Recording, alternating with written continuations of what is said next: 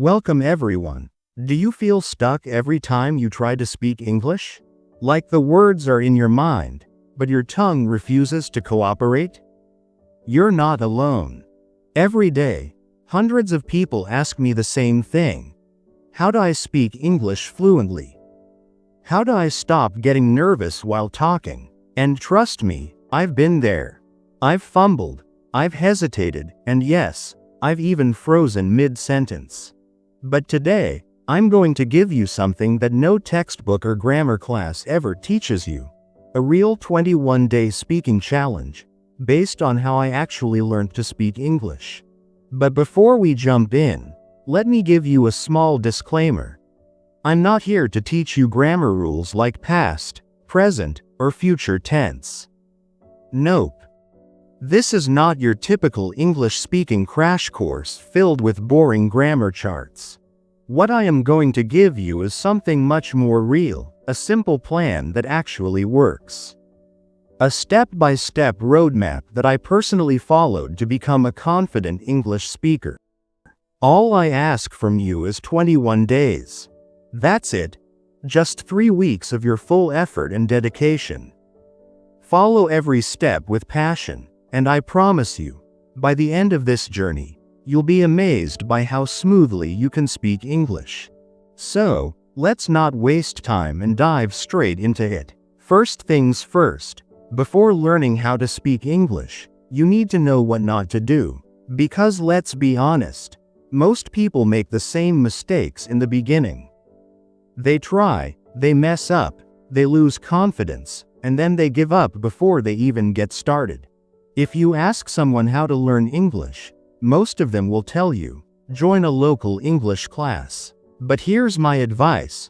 Please don't waste your money. Why? Because most of these classes teach you only what's written in textbooks.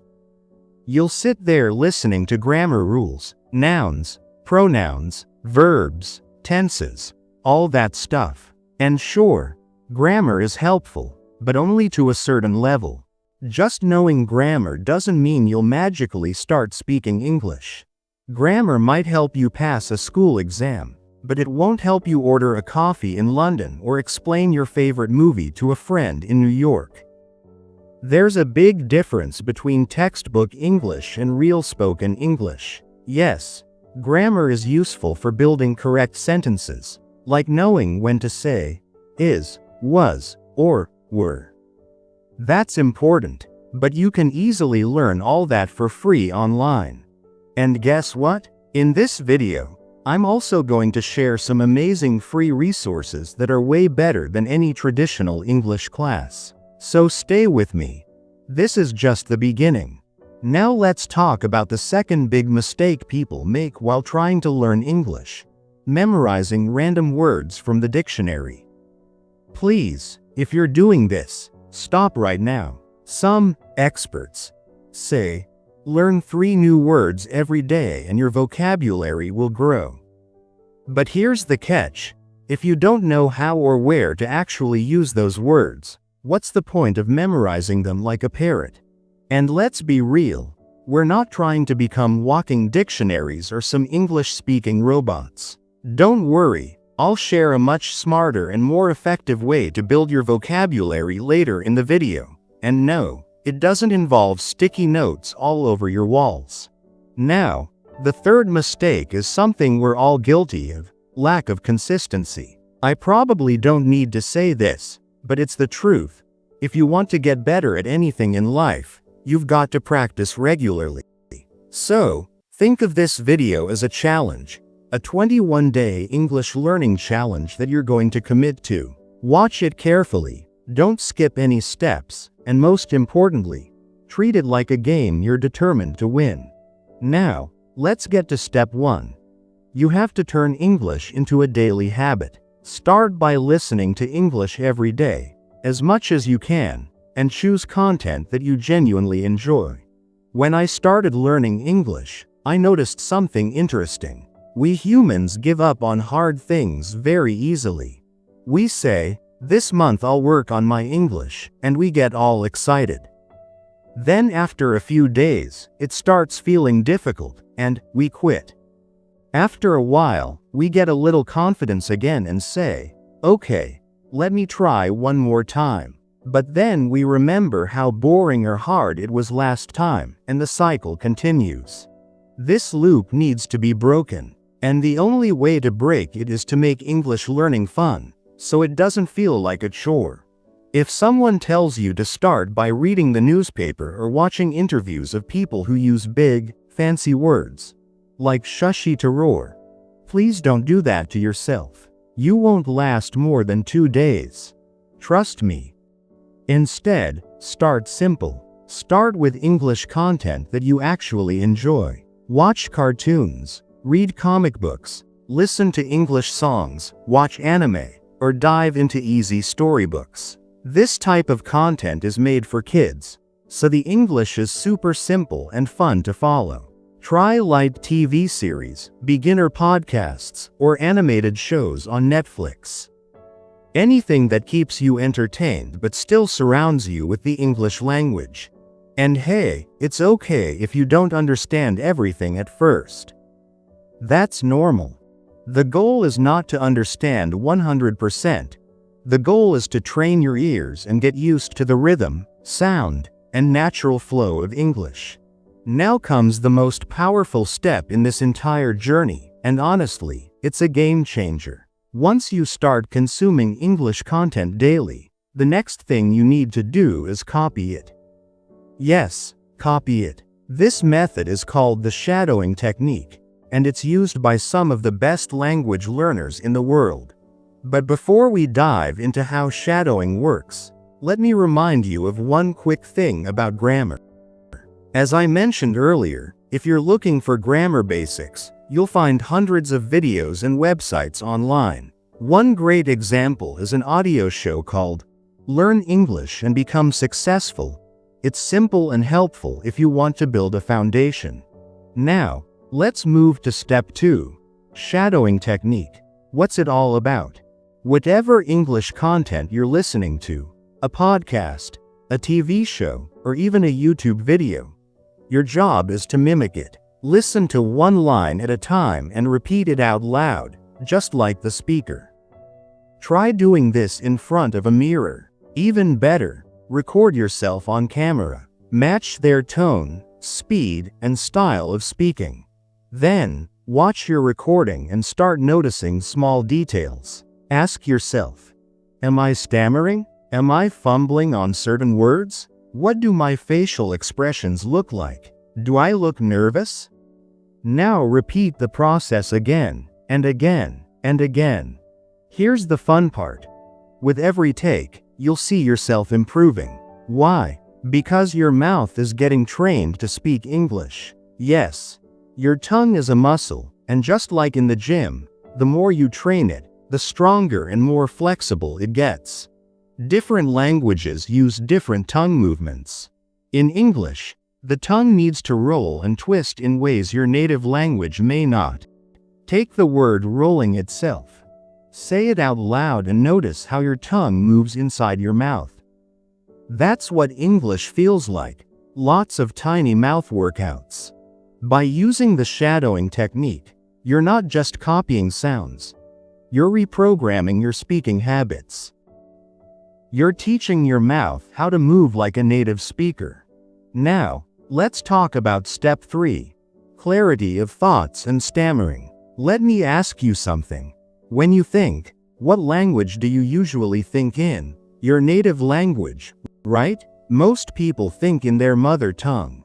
So when it comes to speaking English, they do something tricky. They first think in their native language and then translate every sentence into English before saying it. Sounds tiring, right? That's exactly what slows you down. That's why your speech feels broken, hesitant, and full of pauses. And guess what? In the next step, I'll tell you how to fix this too. How to start thinking directly in English, even if you're not fluent yet. Now let's understand what's really slowing down your English fluency. Your brain is doing 2 jobs at the same time. First, it's thinking, and second, it's translating everything from your native language into English. And guess what? That second part, The translation is what causes you to fumble, hesitate, and use too many filler words like or like. It's not that you don't know English.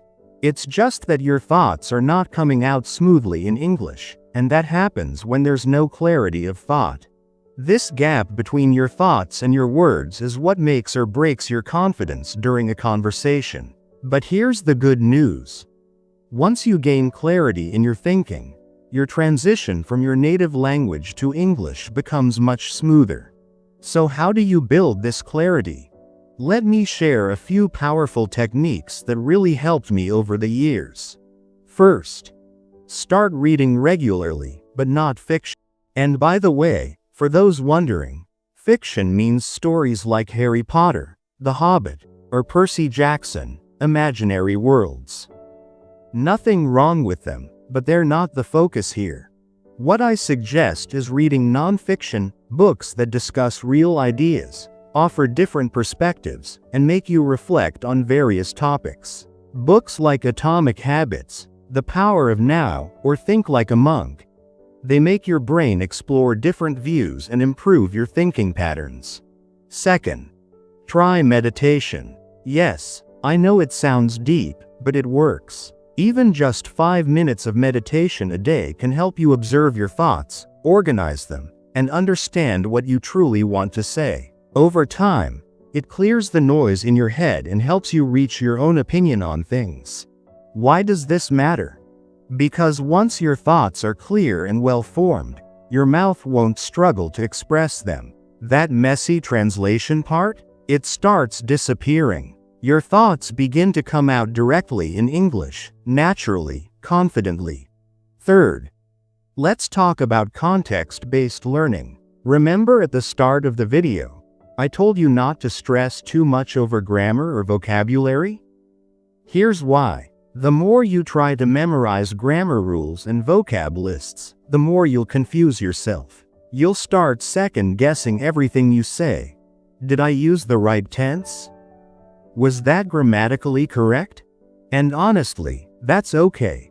Small mistakes are part of the process. Here's the truth. Conversational English should be simple. The main goal of language is clear communication. That the person listening to you understands what you mean. That's it. You don't need fancy words to impress people.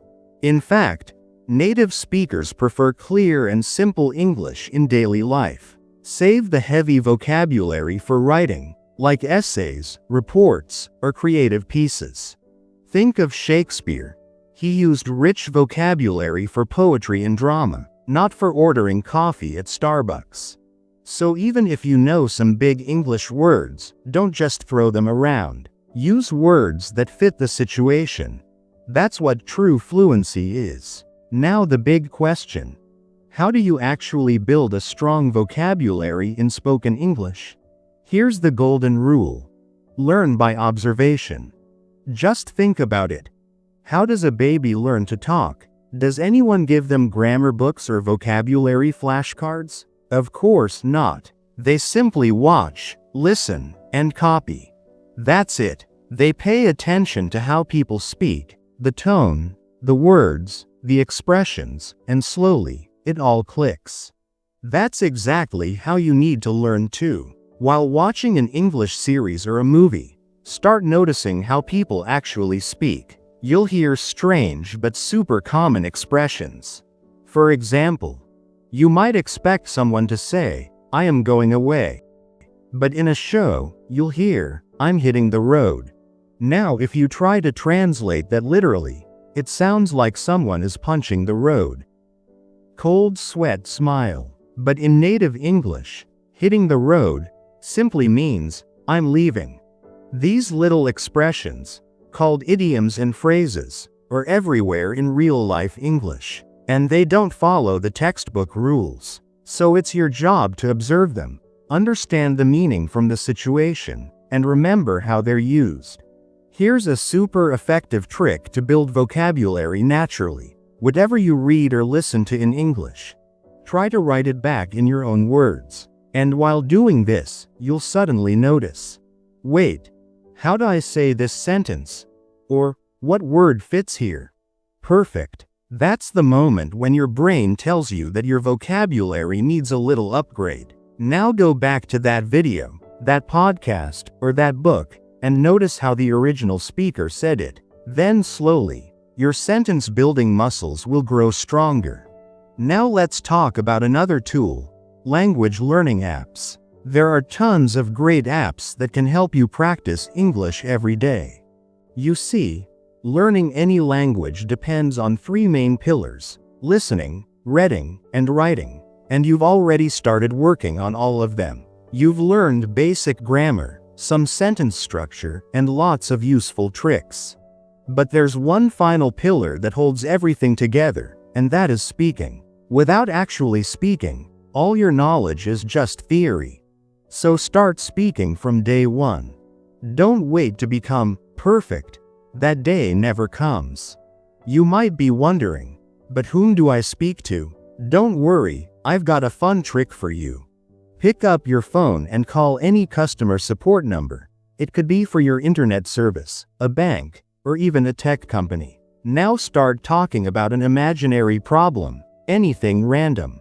Maybe say your Wi-Fi is acting like it's possessed, or your phone thinks it's a microwave. Even if you mess up while talking, who cares? That person doesn't know you, and you're getting your practice. And here's one more fun tool, ChatGPT. Yes, you can literally talk to ChatGPT like a speaking partner. Type in a prompt like, "Let's have a conversation in English," or "Correct my sentences if I make a mistake," and start chatting. Ask questions, practice conversations, and even request feedback. No pressure, no fear, just pure learning. Here's another cool trick. If you're reading a book or watching a video, try writing a small summary of it in English. Then, paste it into ChatGPT and ask, "Did I write this in proper English?" This little habit will instantly upgrade your writing skills. And don't worry, no one's judging you here. It's just you and the AI, learning together. So now you have two amazing tools. With the call center trick, you improve your speaking and listening. And with the ChatGPT trick, you polish your writing and sentence structure.